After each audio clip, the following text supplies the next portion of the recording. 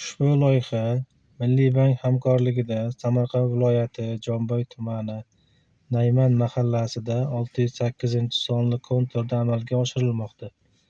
Bu yerda malina ekilgan. Maydon hajmi 4 gektar. Bu yerdagi ekinlar zamonaviy usullar bilan parvarishlanmoqda. Hozirda ekinlar unib chiqish holatida. Ekinlarni yetishtirish dekabr oyiga qadar davom etadi.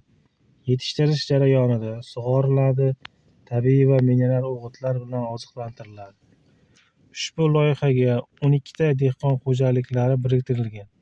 Har bir dehqon uchun o'rtacha 0,3 gektardan yer maydoni to'g'ri keladi. Loyihani samarali amalga oshirish uchun lider tadbirkor Jomboy malina dalasi MChJ biriktirilgan. Ushbu loyihaga har bir gektardan 10 tonna, jami 40 tonna hosil olish rejalashtirilgan.